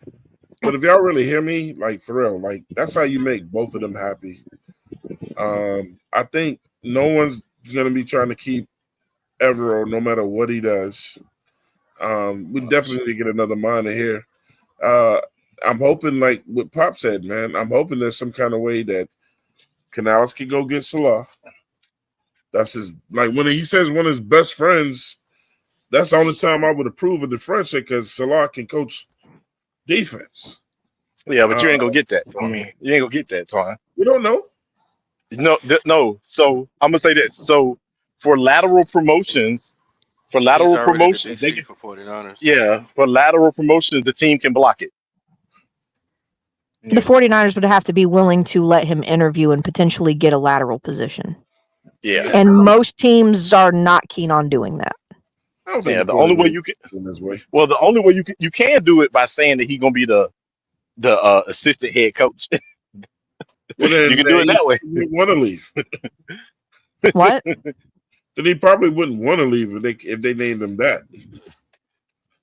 If they named him what? You can name him the assistant head coach. You can do that. That counts as a step up. Well, I mean, shit. Okay. I think do what you got to do. I mean, assistant head coach on an NFL. We've got one. We have an assistant head coach. And that's the thing I don't get, right? All these damn billionaires know each other, right? Harold Goodwin, our run game coordinator and our running backs coach. He's our assistant head coach. It ain't nothing for Tepper to get on the phone with the owner of the 49ers and be like, man, you know what y'all gonna need for Salah or whatever, you know what I'm saying, or whatever. They do all these kind of little side deals and everyday business anyway. Why not try to make each other's teams better? They don't want to make each other's teams better. I know, but the chances of we'll give you Bryce. We'll give you Bryce. The chances of us facing us facing 49ers on a regular basis is not high. Listen, but this is the thing about it is though, Twan, if Bryce keeps playing like this, Tepper ain't about to let them go. Unless Bryce got to shit the bed, man, and that's the honest truth. He got to shit the bed. But outside of the team winning, outside of the team winning, him personally, he's already done that more or less. Yeah, you're right. You ain't breaking it to me. I agree with you, Claire. But can you prove to somebody who thinks totally irrational that he shit the fan? We don't know if he thinks that way now, Nick. I think Tepper really is. If Bryce is stupid shitty this year, he will be at least willing to move on from that guy as a starter. I know Tepper wears the hats that nobody buys. Yeah, because I know Canales is gonna. Canales and Dan Morgan have got to present their case that look, man. And use Brant Hillis as your I leverage need my point. own quarterback. And honestly, they do have a strong case for why they need another quarterback in here. You know, I Yeah, mean, they they got even have a. they got They have a. They don't have. It's not a strong case, but they have a slight case for freaking No, having they've Hendon. got a strong enough Tawan. case, in my Tawan, no, opinion. I mean, Not even just another Iz. quarterback. Not I even mean just a slight wait. I mean a slight wait for Hendon Hooker, but they got a strong case for next year to get another quarterback. not even just another quarterback. Canales gets his own hand quarterback. No, get twisted. Yeah, get his guy and everything. That's 100% true. You know, And you know what? If you actually know, he trends towards the taller guys, and that's just true. yeah, that's 100% true. Everybody who he has bought in himself has been taller. So Man, Baker Mayfield 5'0". No, he's talking about since being with the Panthers, like you've got Jack and then Hendon. I'm talking about Guys that Canales he's bringing in. yeah, Oh, everybody he bringing into yeah, our team. Jack and Hendon, yeah, are guys that are at least 6'2", if not taller. Yeah. So I don't remember Jack Plummer. I know Hendon is like 6'3", 6'4", something like that. I think. yeah. Jack Plummer was like 6'5". Okay, there you go. Better plummet and go get Sellers or somebody, a taller quarterback. Well, I mean, thankfully, there are a fair amount of tall enough quarterbacks to choose from. There's not very many that are on the shorter end of things in this upcoming draft. There are a handful, but not. It's not like there's a ton of guys who are 6 feet and under.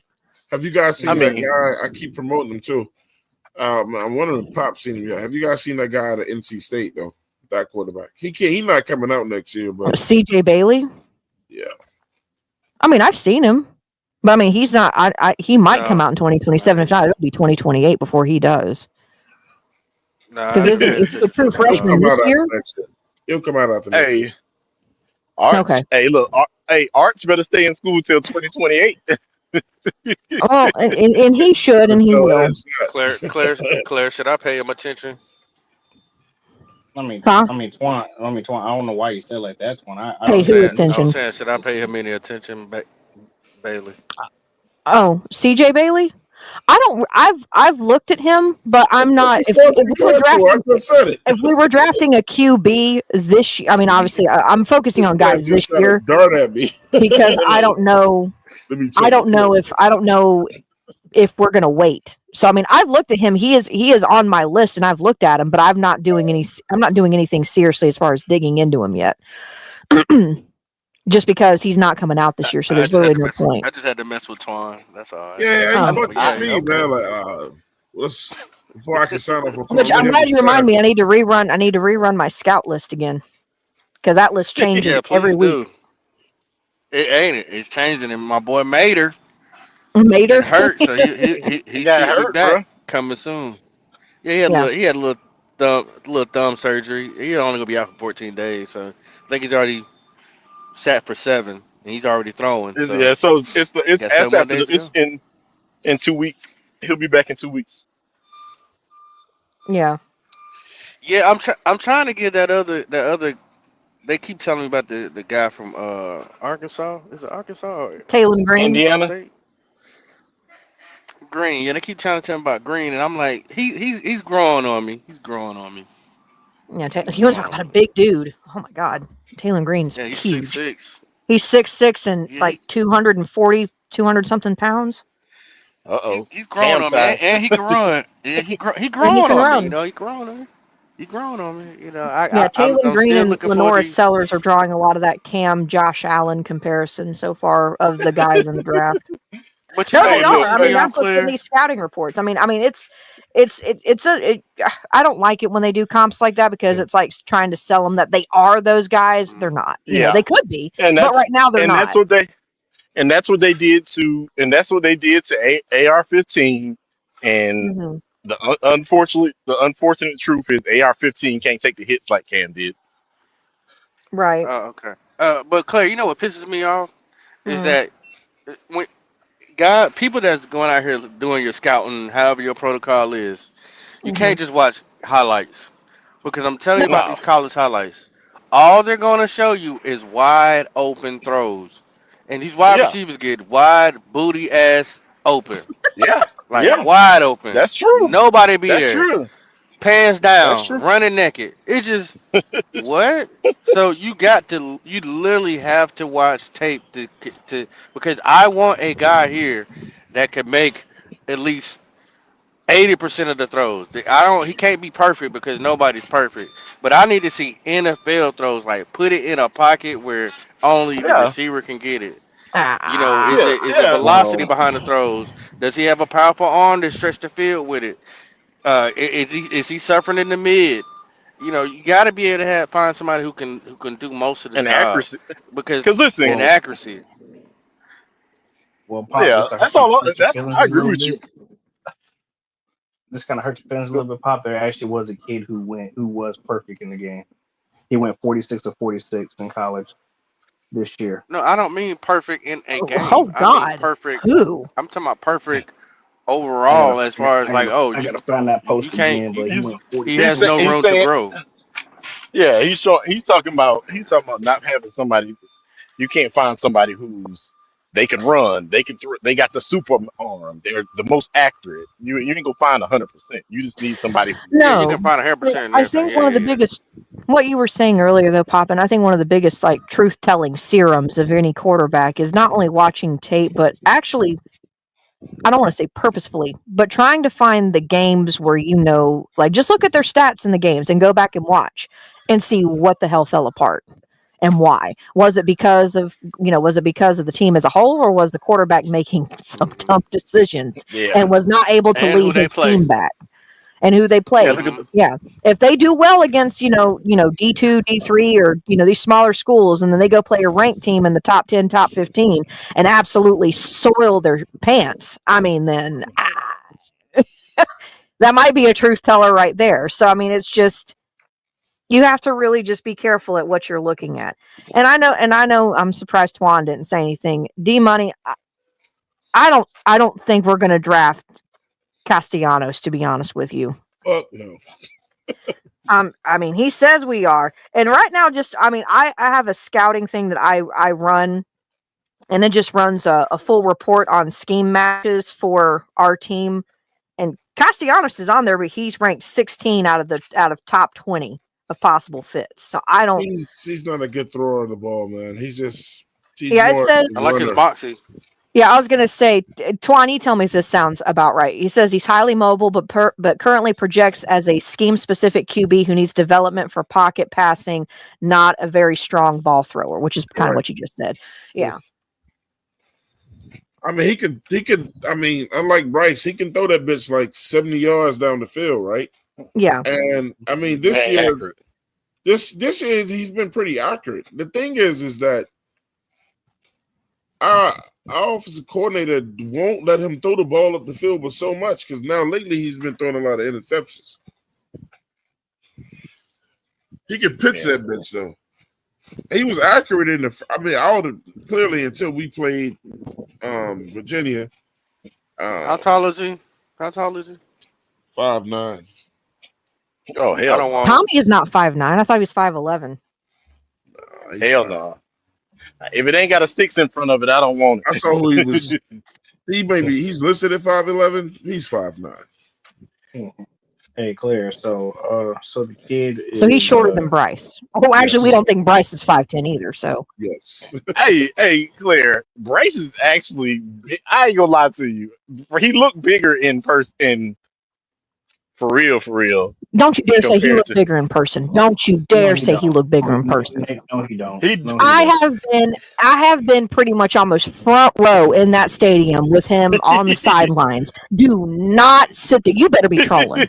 Ain't no fucking way No, you are about to tell me Listen, that he looks bigger in no, person. he no, he looks don't. taller than Claire, that's why I didn't even say nothing. I just want him to fan his imagination. I ain't But even say but nothing. Well, Nick yeah, but Nick is staying to argue the whole time that he is though. No. I'm No, not. no, That's he's not. you're not getting. He I'm this taller. the way that they oh make God, him big look money. tiny. on the screen, he looks taller than that in OCR. But Well, I so can say does he's probably everybody. 5'10". He's Shoot, probably so does 5'10". everybody. I've seen Brian Burns in person standing in front of me, and he looks definitely That smaller on TV than he did in person. Oh my God, the dude's a monster. So Yeah, I he's get what you're giant. saying by that because that's true for anybody on TV.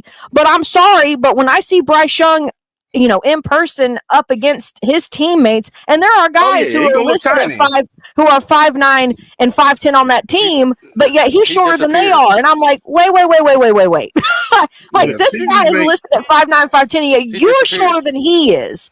Hold on. TV in those Think guys. about it. TV in those Think about guys it. make those guys Think look about bigger. it. Him and Chuba are the same height. Him and Chuba No, are the same. Chuba actually taller. no. Yeah. Hey, So, Claire. Jatuba, So I found it. So the guy, he's out of West. He played out of Western Carolina. Name is Tyron He's a Dickens. catamount. Yeah, Western Carolina. Yeah, the Catamounts. Yeah. He completed his first 46 pass attempts. That was against Wofford, but he was 40. The But Terriers. he was 40. He went 46 to 46. So he went 46 to 46. Ultimately finished the game with 53 I'll out of pass. 53 out of 56 completions for 378 yards and 3 touchdowns, with a completion percentage of 94. Put it this way. As someone who has never played the game at any type of level in that regard as a quarterback, that is impressive, and I don't care what level you're playing at. That is still impressive. However, we're drafting him. I know what I'm That is impressive. 46 to 46. That's impressive. I don't care if it was high school, college, JUCO, D1, D2, I don't care. That is still impressive. That's hard to do in general. To me, it is. Unless Wofford was just standing still and watching him throw, then that's different. But that's impressive. To a degree, that's impressive. But his first 46 passes were all completions. First 46, and that's a FSC record right now. Actually, no. That is the NCAA record as of right now. He shattered all records. Yeah. Again, that's impressive. That's still impressive. No matter what level you're at, that's impressive. Well, man, that's our time today, man, for the 704 Charlotte Bound Show. I want to give you guys a quick show for today, man. So many other content creators to watch and see, and our next show, we're gonna get right back to business, getting ready for the Cowboys and the things that we're gonna be headed with that.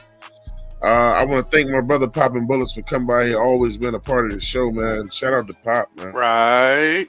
Oh no. On the road. I want to thank my staff. I want to thank my staff, my man Nick, the Bearded Wonder, my man Edge, and my co-host, my beautiful co-host Claire Aries. And you know what I'm saying? Shout out to everybody, man, in the chat today that came over here and show love. And it wasn't as big of a chat today, you know what I'm saying, things, because this was a subscribers only show today, man. So shout out to everybody that came over and still show love, man, with the subscriber only shows, man. And shout out to JP for the for the financial donation that he gave to the show today, man. And I hope you guys have a great day, man, and take this win. You got it to 12 o'clock tonight to keep celebrating this win. But you hit Tuesday, it's over with. You got to be Dallas-minded, you know what I'm saying? And that team needs to go Dallas-minded. It's time to get back to work, man. Back to work. You know what I'm saying? So I'm going to go with the shout-outs. Pop, anything or anybody you'd like to shout out before we get up out of here? Yeah, man. I'd like to shout out, you know what I'm saying, the team overall, man. It's being resilient. I said it was no problems with that O-line, and y'all keep proving me right. This O-line has been together for a hot little minute. I like seeing that because I don't need any more excuses for you-know-who, Twinkle Toes. And other than that, man, y'all enjoy y'all win, man. Enjoy y'all win. No matter what people say, don't let them discourage you. A win is a win. You always celebrate your wins. Yeah, because any given Sunday you can get your ass whooped. Yeah, damn right. Nick. Hey, yo, shout out to Rico. Shout shout out to the defense. I mean, I gotta say shout out to Evero's ball headed ass. But hey, just gotta keep it up. All right, man. Shout out to my alter ego, Tony. He's still on house arrest. He ain't been able to come out since we won. You know what I'm saying? But we can't hold this motherfucker forever. So. Hey, Tony will come out next week. Oh, God, Edge. But look, man, we go to Edge. Edge, shout it out, bro. Look, I know I've been harsh. I know I've been down, but look, I got my reasons, and you'll find out on Friday why I got my reasons and everything. But hey, shout out to everybody. What time, Edge? What time? What time? Friday, probably gonna do an afternoon. Probably gonna do an afternoon show, probably like 4 or 5 o'clock. All right. Now don't get in there. Okay, lunch on the Edge. I'm gonna do it right before C3 go on. Don't be in there and be too negative, and then everybody log the fuck off. It's my goddamn show. You got 2 people in the chat. Yeah, everybody. I'm fine with it. I did not come in to hear this. Hey, 2 people, 1 person. Hey, look, someone's gonna have something to say. You got to keep it balanced, bro. You got to keep it balanced. I keep it balanced for happy. No, but yeah. So 4 or 5 o'clock, come roll through, hang out with your boy on the word Edge Wise, and hear me rant, hear me bicker. But also, here's the positivity. I'll bring a little bit of positivity to the game. All right. First lady, man, get us out of here. Right. Right.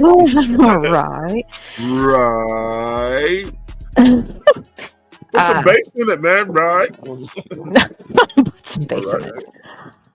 Put some bass in it, Claire. We'll get all of y'all t-shirts that say right on it. Actually, instead of it being right, it's going to be like the series of R's, like we're growling, right? To go with the purr. Oh, I like in that. every word. I like that. There you I go. like that. Hey, that's What's up? hey, that's a t-shirt right there. Of course you do. Anyway, did you just say bars? Anyway, oh God, y'all are crazy. Hey, J issue. Shout out to everybody in the chat who came to deal with all of our craziness this evening. Y'all could have been anywhere and you chose to be here. My screen just went black. That's fantastic. What happened? There it goes. Okay, I guess it timed out. Still hear you. Okay, good. But everybody's probably going to be watching some Monday Night Football. I have no idea who plays tonight. I just know the Chiefs are a part of it, apparently. And the Kansas City Chiefs, and I got That Jacksonville. might actually be an interesting game. Shit, that's going to be a decent one. Hey, that might actually be playing good. They have been. Jacksonville. But anyway, shout out to everybody on the panel. Edge, Twan, Poppin, Nick, a.k.a. Ban. We said we waiting on Friday for Edge, like he releasing a new song. Oh, he's got to be off work. So, to be fair. But anyway, shout out to y'all. It was good to be able to celebrate a win. Tuesday is upon us. Reality will end up setting in soon. We gotta, face another Sunday. Oh man, why reality gotta set in, man? Because like Eminem said, you gotta snap back to reality. But who is it? Dallas next? Is that who? Yep. Mm-hmm. God help us. Are we going to Jerry World or are they coming here? Oh, they coming here. Yeah. Oh. It's gonna be a stadium full of fucking cow bitches. Yeah, well, they're all over the place in my neck of the woods. So besides the ones that already live cow mounters. Cow mounters. Look, Claire, they all the way up here. There's 3 it's crazy teams. how there are like Cowboys transplanters everywhere in every state. But listen, do not let them turn the Bank of America into Jerry. Juan, I'm here to tell you right now, and I mean, it might not happen, but don't be surprised because for almost every Panthers fan, there's at least a Cowboys fan in North and South Carolina. I'm not gonna lie, they're everywhere. It's like roaches, Claire, you can't get rid of them. Claire, this is what's bad about where I live at, though. I live within 45 minutes of 2 teams and an hour and a half of another team, and there's still Cowboy fans up here. Why are you shocked? They need to dog. go find themselves a VHS player and go pop in and watch their Super Bowl while they cry. Well, there's a lot of Cowboys fans up there. You got a moniker Yeah. of football in the Washington Commanders. Listen, Don't ask. that's what I'm saying. And then I live right. I live in between. They got to be transplants. Well, they probably are, because like I know that we saw that map where it was like the Eagles are the most hated team in South Carolina. Yeah, you want to know why? Guess what's all around us? Cowboys fans. Nothing but fucking Cowboys fans. It is wild. But anyway, yes, reality does suck, D. It does. Time to get back to work. Time to get back to work. But anyway, shout out to y'all. Love y'all. Thank you for the subscribers and anyone who newly subscribed to be able to join us tonight. We wouldn't be here without y'all. This time win. one. Let's